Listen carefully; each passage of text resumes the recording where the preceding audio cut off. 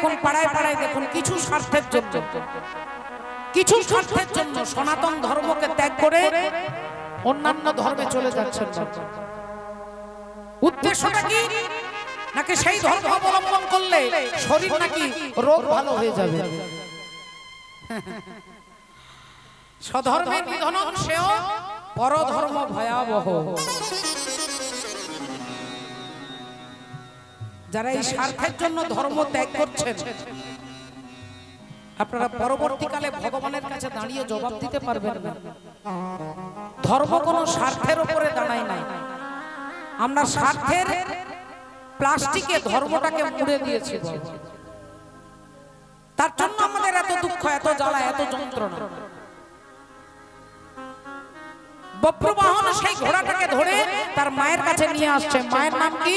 না, মায়ের নাম হলো চিত্রাঙ্গদা। মায়ের নাম চিত্রাঙ্গদা। বাবার নাম কি? না, বাবার নাম হচ্ছে অর্জুন। মা চিত্রাঙ্গদা, বাবা অর্জুন। কিন্তু ছেলে জানে না যে আমার বাবা অর্জুন, আর বাবা জানে না যে আমার ছেলে একজন আছে। বাবা চেনে না তার ছেলেকে, আর ছেলে জানে না তার বাবাকে। আপনারা বলবেন এটা আবার কি অদ্ভুত কথা। একজন ছেলে তার বাবাকে চিনবে না, একজন বাবা তার ছেলেকে জানবে না। বলে বাবা ঠাকুর অর্জুন জানে না যে আমার একটা ছেলে আছে যার নাম বপ্রবাহন। কেন জানবে না? কারণটা কি? বলে কারণটা জানতে গেলে একটু আগে থেকে যেতে হবে। যেদিন অর্জুন বিবাহ করলেন দ্রৌপদীকে বিবাহ করলেন, আর বিবাহ করে নিয়ে আসছে অর্জুন মায়ের কাছে, কুন্তী দেবীর কাছে। মা দেখো আজকে ভিক্ষাই কি এনেছি। ও মা দেখো আজকে ভিক্ষাই কি এনেছি। আর কুন্তী দেবী মশলা মারতে মারতে বলছে, যা এনেছিস বাবা আমাকে বাদ দিয়ে তোরা 5 ভাই সমান ভাগে ভাগ করে দে। আমাকে বাদ দিয়ে তোরা 5 ভাই সমান ভাগে ভাগ করে দে। অর্জুন বললেন, মা একটা বার তাকিয়ে দেখো, একটা বার দেখো কি এনেছি। মা বললেন, আরে বাবা বললাম তো দেখবো না, বারবার বলার কি আছে? বললাম তো যা এনেছিস 5 ভাই সমান ভাগে ভাগ করে দে। অর্জুন বললেন, মা দুবার হয়ে গেছে, আর একবার বলবো, আর একবার বলবো মা দেখো কি এনেছি। মা রেগে বলছে, দেখবো না দেখবো না দেখবো না, যা এনেছিস তোরা সবাই ভাগ করে নে।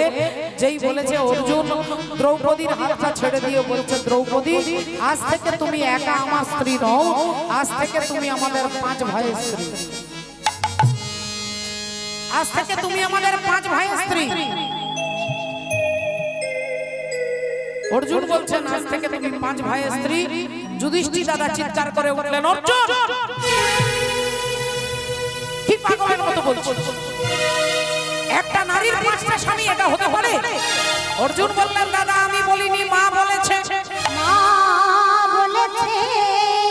মা বলেছে যা এনেছিস 5 জনে মিলে সমান ভাগে ভাগ করে দে। বললেন, মা না দেখে না জেনে না বুঝে বলেছে। অর্জুন বললেন, কিন্তু মা তো বলেছে। মায়ের কথার উপরে ভগবানের কথাও চলবে না। কিন্তু সব মা নয় বাবা, সব মা নয়। কিছু কিছু মা আছে যারা সিনেমা, শুধু মা নয় সিনেমা। মা হবেন কৃষ্ণ ভক্তি পরায়ণা, মা হবেন সতী সাধ্বী রমণী। সেই মায়ের উপরে ভগবানের কলমও চলবে না। তাই যুধিষ্ঠির দাদা অর্জুনকে বলছে এটা হতে পারে না। এই 2 ভাইয়ের মধ্যে তর্ক হচ্ছে, এমন সময় পরমাত্মা হরি এসে দাঁড়িয়েছে। অন্তর্যামী শ্রী গোবিন্দ অন্তরে জানিয়া, অন্তর্যামী শ্রী গোবিন্দ অন্তরে জানিয়া, অন্তর্যামী শ্রী গোবিন্দ অন্তরে জানিয়া, যুধিষ্ঠির সম্মুখেতে দাঁড়ালো আসিয়া, যুধিষ্ঠির সম্মুখেতে দাঁড়ালো আসিয়া, যুধিষ্ঠির সম্মুখেতে দাঁড়ালো আসিয়া। কি ব্যাপার? অর্জুন কি হয়েছে? যুধিষ্ঠির কি হয়েছে? যুধিষ্ঠির দাদা বলছেন, দেখো না কৃষ্ণ। অর্জুন বলছেন দ্রৌপদী আমাদের 5 জনের স্ত্রী, আর অর্জুন বলছেন কৃষ্ণ আমি বলিনি, মায়ের কথা অনুযায়ী মা বলে দিয়েছে 5 জনে মিলে ভাগ করে নিতে, তাই আমি বলেছি দ্রৌপদী আমাদের 5 জনের স্ত্রী। এবার তুমি বলো তুমি কি ভাস দেবে? আজকে তুমি যা ভাস দেবে সেটাই আমরা মেনে নেব। ভগবান একটুক্ষণ চোখ বন্ধ করে কিছুক্ষণ পরে তাকিয়ে বলে উঠলেন, অর্জুন তুমি যা বলেছো তাহাই সত্য, আজ থেকে দ্রৌপদী তোমাদের 5 জনের স্ত্রী হইবে। অর্জুন মেনে নিলেন, যুধিষ্ঠির মেনে নিলেন, সবাই মেনে নিলেন। এটা আমরা মানতে পারি না বাবা। আমাদের মনের মধ্যে একটা কিন্তু কিন্তু জাগে, একটা নারীর 5টা স্বামী, এ তো বাইরের জগতে দেখলে হবে না। অহল্যা, কুন্তী, তারা, মন্দোদরী, দ্রৌপদী পঞ্চসতী। আর এই পঞ্চসতীর নাম যিনি বলেন, যে মায়েরা সকালবেলায় উঠে 5 জনের নাম বলবে, তাহলে তার সৌভাগ্য বৃদ্ধি হবে। তাহলে 5টা স্বামী বাইরের স্বামী নয়। আপনাকে দেখতে হবে আগে তত্ত্বের কথাই কি বলছি। এ দেহের পূর্ব পশ্চিম উত্তর দক্ষিণ, বলো কোন দিকেতে বৃন্দাবন। আমি তত্ত্ব কথা শুনবো বলে মনে আকিঞ্চন।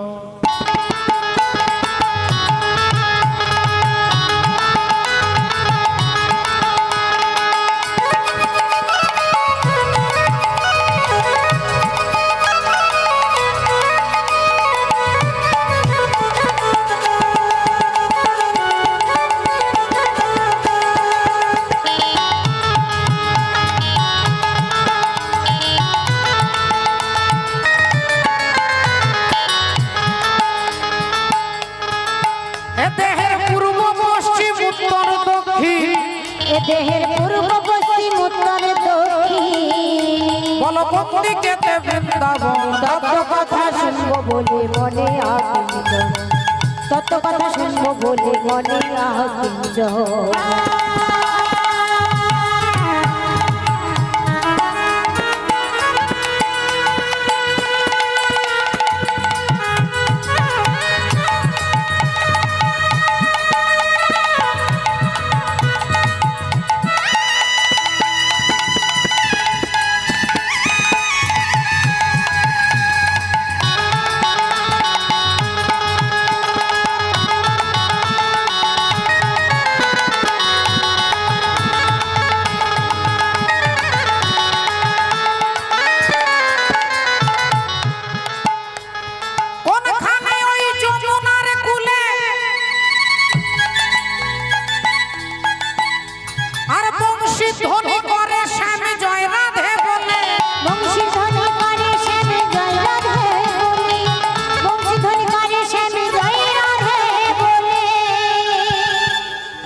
চূড়া মধ্যে চূড়ামণি ব্রহ্ম পাশে স্থিতি, পাট মধ্যে মহাবিষ্ণু করেন বসতি।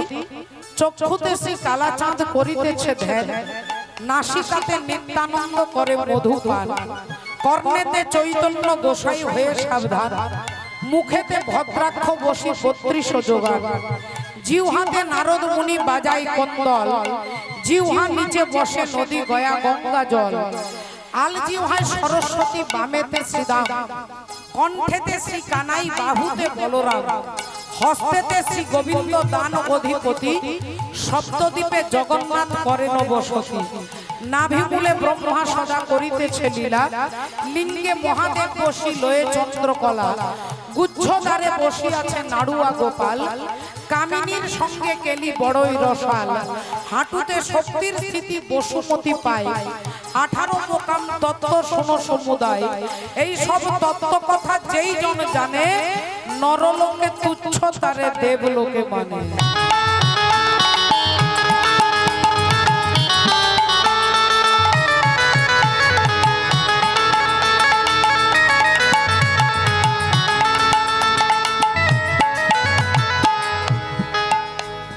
কোনখানেতে হয় গো মহারাজ,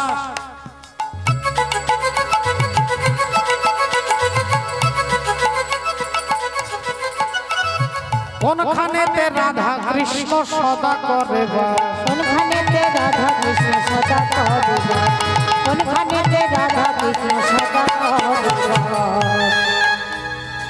কোনখানেতে হয় গো মহারাজ, কোনখানেতে রাধা কৃষ্ণ সদা করে বাস। কোনখানেতে রাধা কৃষ্ণ সদা করে বাস, কোনখানেতে রাধা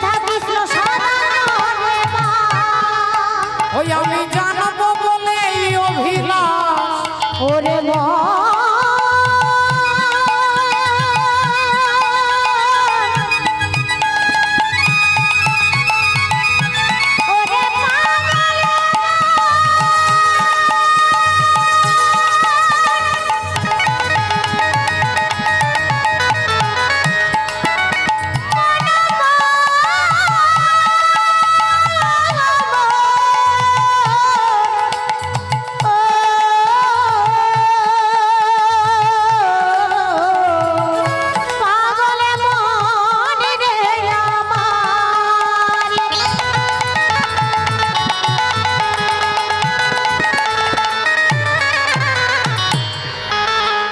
আমি জানবো বলে এই অভিলাষ আমি জানবো বলে এই অভিলাষ ওগো মনে করি নিবেদন আহা সত্য কথা শুনবো বলে মনে কত কথা শুনবো বলে মনে আমি কত কথা শুনবো বলে মনে কত কথা শুনবো বলে মনে কত কথা শুনবো বলে মনে কত কথা শুনবো বলে মনে কত কথা শুনবো বলে মনে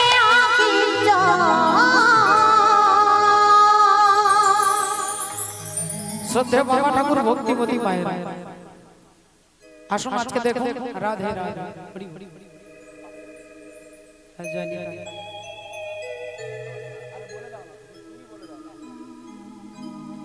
জানি তাই লোকনাথ সবজি ভান্ডার থেকে গুরুপদ সহ মহাশয় ভগবত সেবার জন্য ভগবানের সেবার জন্য 500 টাকা দিচ্ছেন। আপনারা আশীর্বাদ করুন এই 500 টাকা যাতে আমি গোবিন্দ সেবায় লাগাতে পারি। জয় নিতাই শ্রী গুরু নিতাই গৌর সীতানাথ প্রেমানন্দে হরি হরি। তাহলে আজকে ভগবান ভাস দিলেন দিন আজ থেকে দ্রৌপদী তোমাদের 5 জনের স্ত্রী কিভাবে থাকবে। 1 বছর যুধিষ্ঠির কাছে, 1 বছর ভীমের কাছে, 1 বছর অর্জুন, 1 বছর এভাবে 1 বছর করে করে 1 বছর 1 বছর 1 বছর 1 বছর এভাবে 5 ভাইয়ের কাছে থাকবে।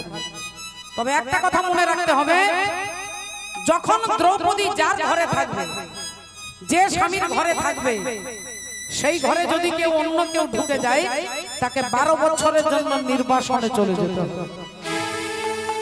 12 বছরের জন্য নির্বাসনে চলে যেতে হবে।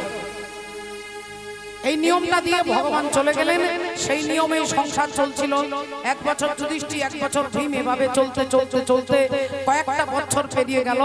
একদিন দ্রৌপদী যুধিষ্ঠিরকে দুপুর বেলায় সেবা দিয়ে তার চরণ সেবা করছেন। দ্রৌপদী মা যুধিষ্ঠির স্বামীর চরণ সেবা করছেন দুপুর বেলা। আর এদিকে দুপুর বেলায় অর্জুন বাগানে দাঁড়িয়ে আছে। একজন ব্রাহ্মণ চিৎকার করতে করতে আসছে, বাঁচাও!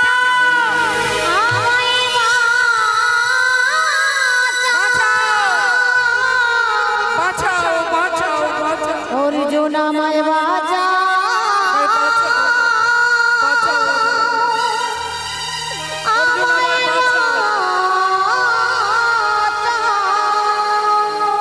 চমকে গেলেন অর্জুন, দেখলেন একজন বেদজ্ঞ ব্রাহ্মণ দাঁড়িয়ে আছে। বলুন কি হয়েছে আপনার কি হয়েছে? ব্রাহ্মণ বললেন, অর্জুন আমার ঘরে আমার একমাত্র জীবনের অবলম্বন, একমাত্র 5 বার অবলম্বন, সেটা হচ্ছে একটা গরু, একটা গাভী মাতা। একটা গাভী মাতা আমার খুব আদরের, খুব প্রিয়। আর সেই গরুটাকে একটা বাঘ টেনে নিয়ে যাচ্ছে। তুমি আমার গাভী মাতাকে বাঁচাও অর্জুন, তুমি আমার গাভী মাতাকে ফিরিয়ে দাও, ফিরিয়ে দাও অর্জুন। অর্জুন বললেন, দেখুন আপনার সাহায্য করতে পারলে আমি খুব খুশি হতাম, আমি খুব খুশি হতাম যদি আপনার সাহায্য করতে পারতাম।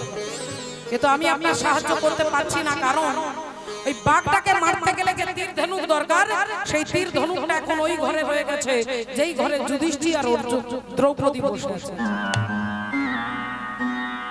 যে ঘরে দাদা যুধিষ্ঠির আর দ্রৌপদী রয়েছে, এখন সেই ঘরে আমি ঢুকতে পারবো না।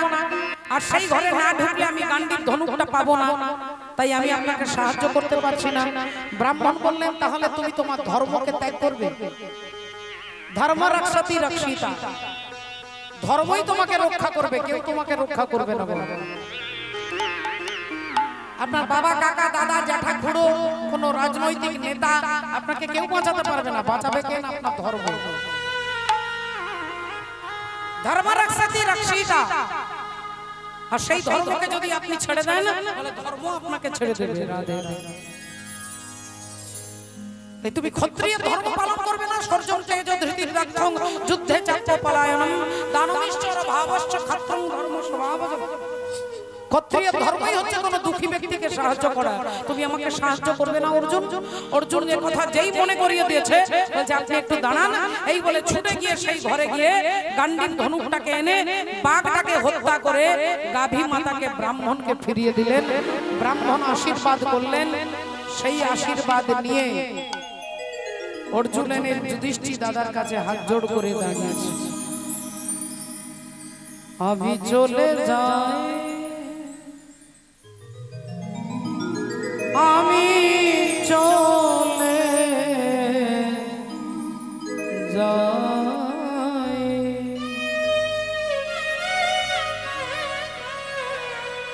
আমি চলে যাই। ও মা জননী জন্মভূমি, আমি চলে যাই, আমি চলে যাই। আমি চলে যাই।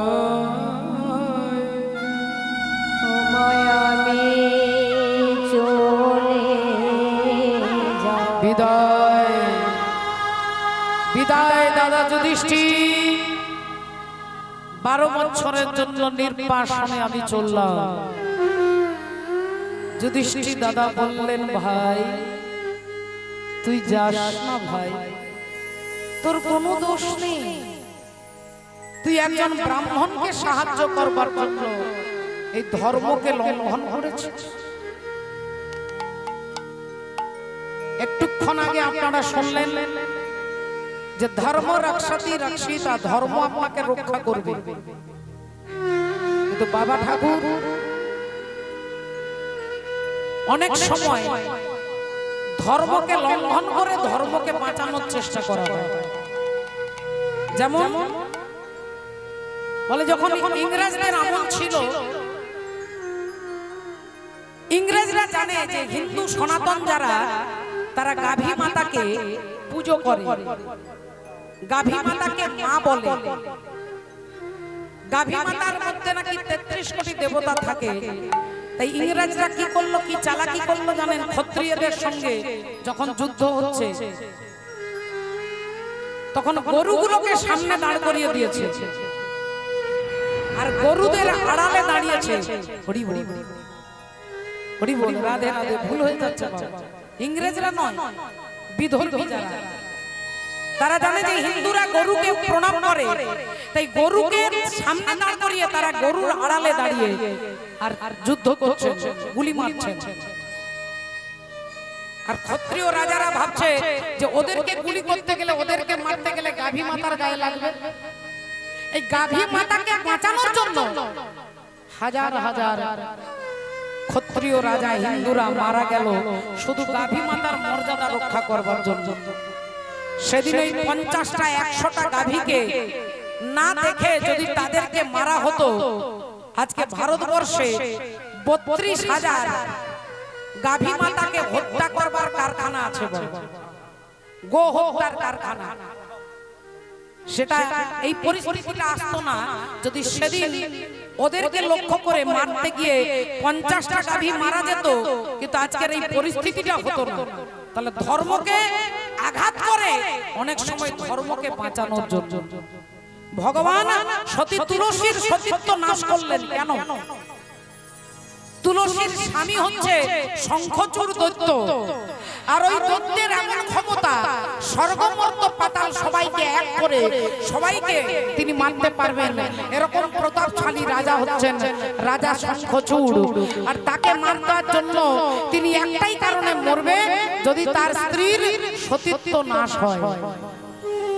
তাহলে গোটা সমাজকে রক্ষা করবার জন্য ভগবান একজন নারীর মর্যাদা নষ্ট করলেন। এটা ভাবতে হবে, রাধে রাধে। এটা আগে জানতে হবে। তাই ধর্মকে অনেক সময় আঘাত করে ধর্মকেই রক্ষা করবার জন্য। তাই অর্জুন 12 বছরের নির্বাসনে চলে যাচ্ছে। 12 বছরের জন্য নির্বাসনে তিনি বেরিয়ে যাচ্ছেন। मैला तन है मैला मन है मैला बसन होड़े राम जी ऐसी कृपा करो अब मनवा मैं लिए छोड़े।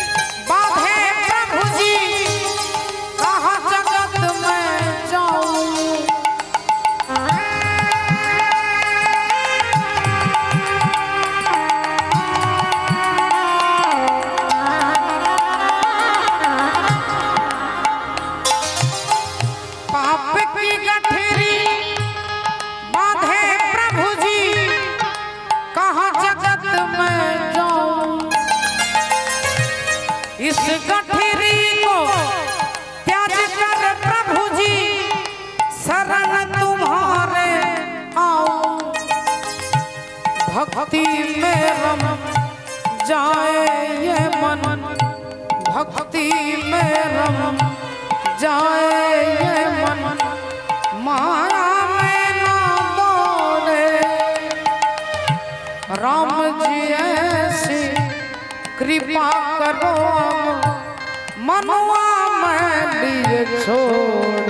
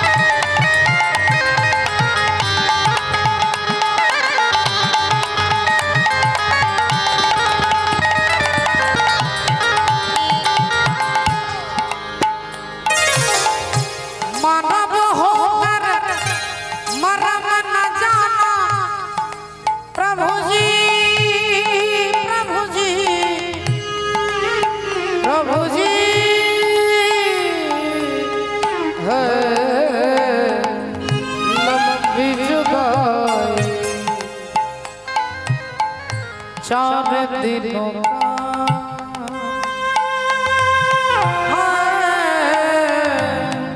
लंबी जुदाई लंबी जुदाई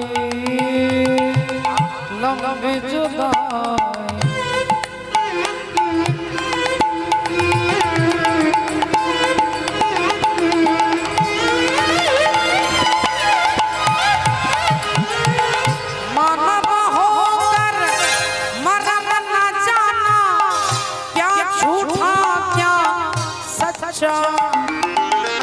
हरि चरणों में मन को लगाए तो हरि नाम में अटका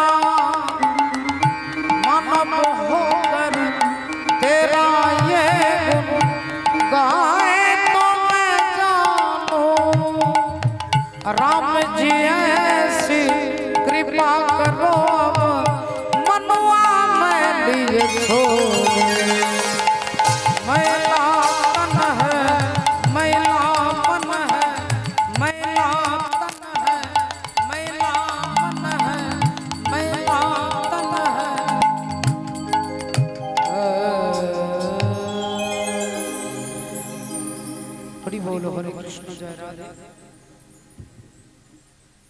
হরি বল, হরে কৃষ্ণ, জয় রাধা মাধব, জয় গোবিন্দ, জয় গৌর হরি। দুর্যোগ বশত গৃহস্থের তরফ থেকে সকল ভক্তদের কাছে অনুরোধ, সবাই প্রসাদটি গিয়ে প্রত্যাবর্তন করবেন, কেউ প্রসাদকে অন্যথা করবেন না। সেগুলো নিতাই গৌর প্রেমানন্দে হরি হরি বল, হরি বল, হরে কৃষ্ণ। কালকে মধ্যাহ্নে কীর্তন আছে, আপনারা সবাই আসবেন, প্রসাদ গ্রহণ করবেন, গৃহস্থকে কৃতার্থ করবেন। সেগুলো নিতাই গৌর প্রেমানন্দে হরি হরি বল, হরি বল, হরে কৃষ্ণ।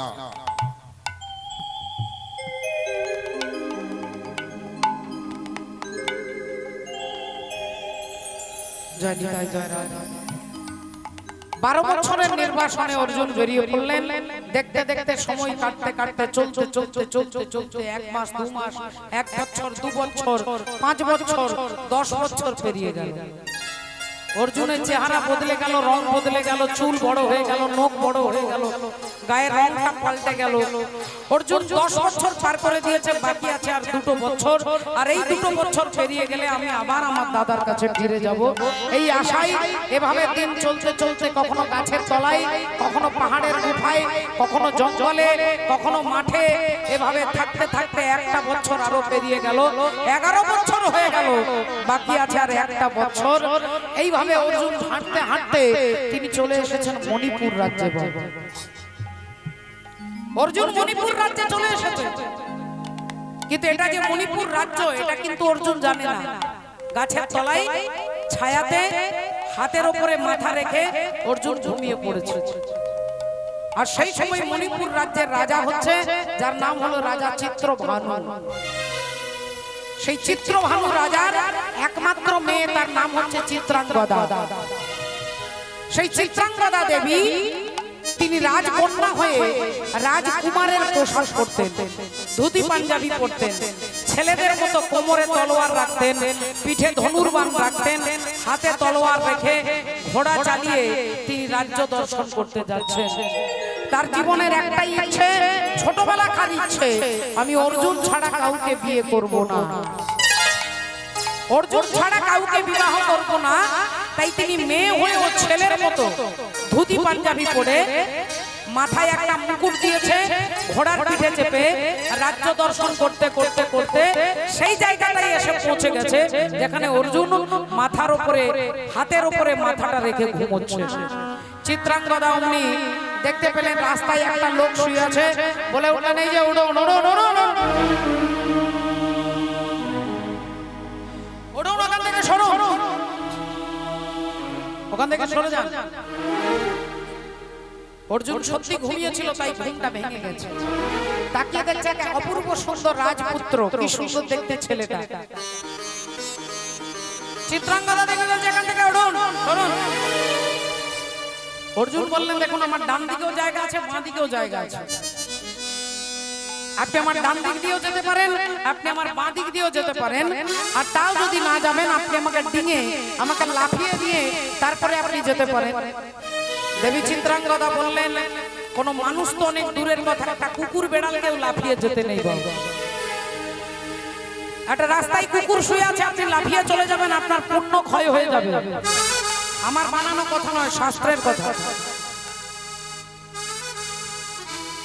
রাস্তায় একটা কুকুর বেড়াল একটা ছাগল শুয়ে আছে, আপনি তাকে ডিঙে চলে যাচ্ছেন, লাফ দিয়ে আপনার পুণ্য ক্ষয় হয়ে যাবে। যত জীবনে পুণ্য সঞ্চয় করেছেন, একটা কাউকে লাফিয়ে চলে যান, আপনার পুণ্য ধীরে ধীরে ক্ষয়ে যাবে। আর জীবনে বিশাল পুণ্য সঞ্চয় করেছেন, রেগে গিয়ে কাউকে লাথি মেরে দিন, তাহলে একটা লাথি মারলে জীবনে যত পুণ্য করেছেন সব শূন্য হয়ে যাবে, সব শূন্য হয়ে যাবে। একজনকে লাথি মারলে পুণ্য নষ্ট হয়ে যায়। তাই দেবী চিত্রাঙ্গদা জানে যে আমি লাফিয়ে যেতে পারবো না, বললেন আপনি এখান থেকে উঠুন। অর্জুন বলছে যদি না উঠি, চিত্রাঙ্গদা বলছে তোমাকে টেনে তুলে আর রাস্তা থেকে ছুঁড়ে ফেলে দেব। অর্জুন বললেন তাহলে এক কাজ করুন, আপনি আমাকে ছুঁড়েই ফেলে দিন। এই নিন, আমি আমার হাতটা দিচ্ছি।